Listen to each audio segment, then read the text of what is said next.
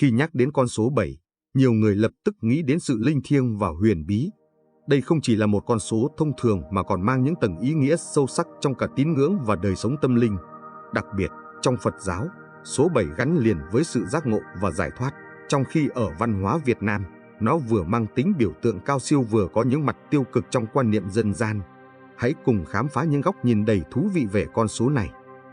Bạn nghĩ sao về số 7? Hãy để lại ý kiến trong phần bình luận và đừng quên nhấn like nếu bạn thấy nội dung này hữu ích nhé. Số 7 trong Phật giáo, biểu tượng của giác ngộ và giải thoát.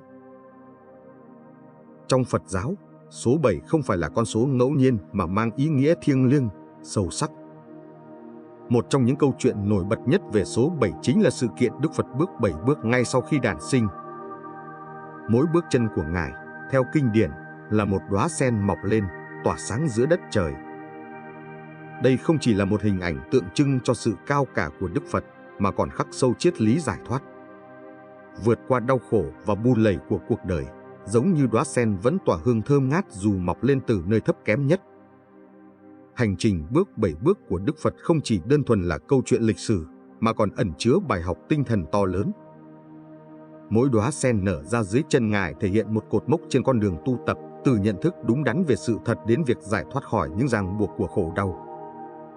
Số 7, do đó, tượng trưng cho sự tiến bộ và vượt qua, là hành trình đưa con người từ vô minh đến trí tuệ. Không chỉ dừng lại ở câu chuyện Đức Phật đản sinh, số 7 còn được nhắc đến trong giáo lý nhà Phật qua thất giác chi 7 yếu tố dẫn đến giác ngộ. Đây là những phương pháp tu tập thiết yếu giúp người thực hành đạt được sự bình an nội tâm và mở ra con đường giác ngộ. 1. Niệm, chánh niệm, ý thức rõ ràng về hiện tại, sống tỉnh thức và nhận diện mọi sự việc mà không bị cảm xúc chi phối. Niệm là nền tảng của mọi hành động đúng đắn. 2. Tầm, tư duy chân chính, suy nghĩ cẩn trọng, định hướng tâm trí vào những điều thiện lành, tránh xa tham, sân, si. 3. Hỷ, niềm vui phát sinh từ sự thanh tịnh của tâm hồn, không phụ thuộc vào vật chất hay những điều bên ngoài. 4. Khinh an, sự nhẹ nhàng của tâm, sự bình an nội tại, trạng thái tâm trí thoát khỏi mọi xao động, lo âu. 5.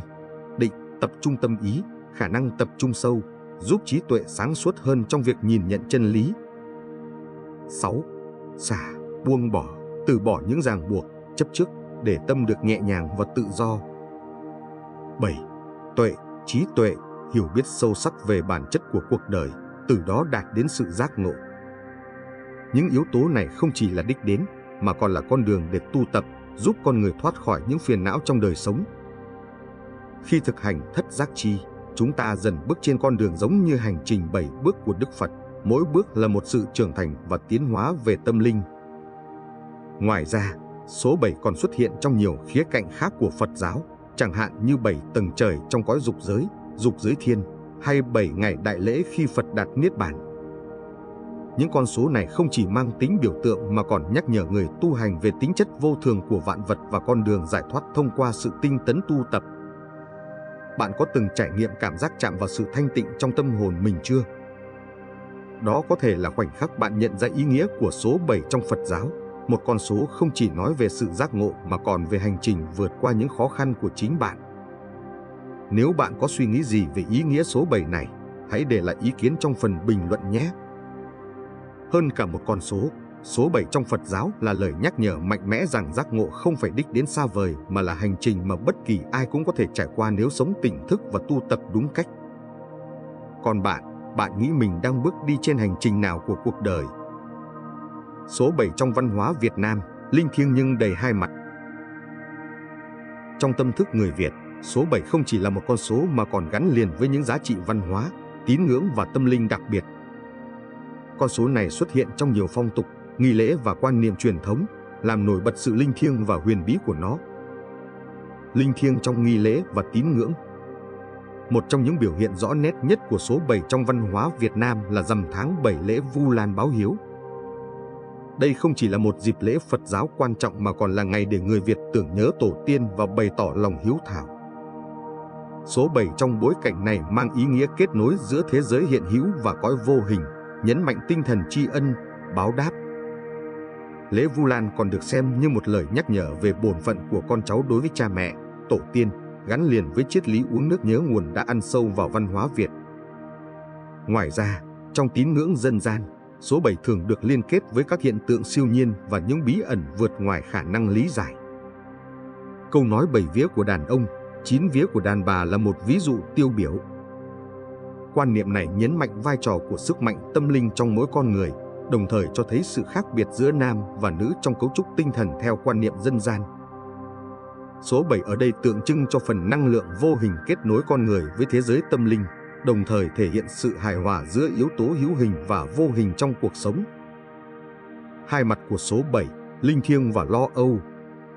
Dù mang nhiều ý nghĩa tích cực, số 7 trong văn hóa Việt Nam cũng có mặt tối, đặc biệt khi xét theo quan niệm phong thủy. Do phát âm của số 7 là thất, nhiều người cho rằng đây là con số gợi ý sự mất mát, thất bại. Những lo lắng này thường thể hiện rõ trong đời sống hàng ngày, từ việc chọn ngày lành tháng tốt đến các quyết định kinh doanh. Trong kinh doanh, số 7 thường bị tránh né vì sợ rằng nó sẽ mang lại vận xui, làm tiêu hao tài sản hoặc cơ hội. Tuy nhiên, nếu nhìn nhận từ góc độ triết học và tâm linh, sự thất này không hoàn toàn là điều tiêu cực. Trong Phật giáo và văn hóa Á Đông, thất có thể được hiểu như lời nhắc nhở rằng cuộc đời là vô thường, không gì có thể tồn tại mãi mãi. Mất mát, dù đau đớn, lại chính là cơ hội để con người học hỏi và trưởng thành. Khi đối mặt với sự thất, chúng ta có thể nhận ra giá trị của những gì mình đang có và trân trọng những điều bình dị trong cuộc sống. Biểu tượng huyền bí của số 7. Số 7 còn được coi là cánh cổng dẫn đến những điều huyền bí trong trời đất. Từ thời xa xưa, con người đã tin rằng số 7 có khả năng kết nối với các hiện tượng siêu nhiên và sức mạnh vô hình. Trong các câu chuyện dân gian, con số này thường xuất hiện như một dấu hiệu của sự thử thách và chuyển hóa. Nó là biểu tượng cho hành trình đi qua khó khăn để đạt đến sự hiểu biết sâu sắc hơn về cuộc đời.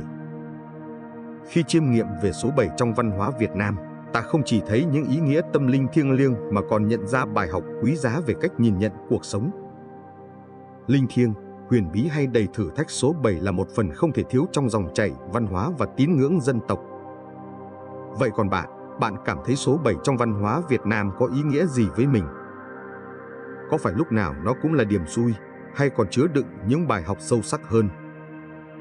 Hãy chia sẻ suy nghĩ của bạn trong phần bình luận và nhấn like để lan tỏa thông điệp này đến nhiều người hơn nhé.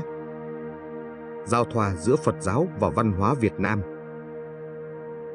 Số 7 là một biểu tượng độc đáo khi xét trong cả Phật giáo và văn hóa Việt Nam, gắn liền với những tầng ý nghĩa sâu sắc và khả năng chuyển hóa. Trong Phật giáo, số 7 xuất hiện qua hình ảnh Đức Phật bước 7 bước đầu tiên ngay khi đản sinh, mỗi bước nở ra một đóa sen tinh khiết. Đây không chỉ là biểu tượng cho sự vượt qua đau khổ mà còn là hành trình hướng đến giác ngộ, nơi con người tìm thấy ánh sáng trí tuệ để thoát khỏi bể khổ của cuộc đời. Cũng tương tự, trong văn hóa Việt Nam, số 7 xuất hiện trong các nghi lễ tâm linh như rằm tháng 7, lễ Vu Lan báo hiếu. Thời điểm người Việt bày tỏ lòng tri ân đối với tổ tiên và cầu nguyện cho các linh hồn được siêu thoát. Số 7 trong bối cảnh này mang ý nghĩa linh thiêng, nhấn mạnh sự kết nối giữa con người và vũ trụ, giữa thế giới hiện hữu và cõi vô hình. Điều này cho thấy rằng cả Phật giáo và văn hóa Việt Nam đều chia sẻ một điểm chung quan trọng. Số 7 là lời nhắc nhở con người về giá trị của sự tri ân, buông bỏ và hướng tới những điều cao cả hơn trong cuộc sống. Đặc biệt, hình ảnh Đức Phật bước đi trên 7 đóa sen có thể được liên tưởng đến tinh thần của lễ Vu Lan, một dịp để suy ngẫm về lòng biết ơn và tình yêu thương. Nếu hành trình bước đi của Đức Phật tượng trưng cho sự tiến hóa tinh thần, thì lễ Vu Lan lại khắc sâu vào tâm hồn người Việt bài học về bổn phận và trách nhiệm với gia đình, tổ tiên. Cả hai hình ảnh đều mang chung một thông điệp: chỉ khi biết trân trọng nguồn cội và tìm kiếm sự thanh tịnh trong tâm hồn, chúng ta mới có thể vượt qua những khó khăn trong cuộc sống. Sự giao thoa này cũng phản ánh nét độc đáo của văn hóa Việt Nam khi dung hòa những giá trị tôn giáo với các tín ngưỡng dân gian. Người Việt đã khéo léo vận dụng ý nghĩa của số 7 để làm phong phú thêm đời sống tinh thần, biến nó thành nguồn sức mạnh giúp con người vượt qua những thử thách trong hành trình trưởng thành. Qua từng lớp ý nghĩa trong Phật giáo và văn hóa Việt Nam, số 7 hiện lên như một biểu tượng không chỉ mang tính chất linh thiêng mà còn đại diện cho sự giác ngộ và cân bằng, Với những câu chuyện về thất giác chi hay hành trình 7 bước của Đức Phật, số 7 nhắc nhở chúng ta rằng sự chuyển hóa tinh thần là điều cần thiết để đạt đến hạnh phúc và an nhiên. Trong khi đó, ở văn hóa Việt Nam, số 7 vừa gắn liền với sự linh thiêng, vừa mang đến những góc nhìn trái chiều như ý nghĩa mất mát trong phong thủy. Nhưng nếu nhìn sâu hơn, ta có thể nhận ra rằng mất mát không hoàn toàn tiêu cực. Nó là một phần tất yếu của cuộc sống, là bước đệm để chúng ta học cách buông bỏ, trân trọng hiện tại và tìm kiếm sự bình an từ bên trong.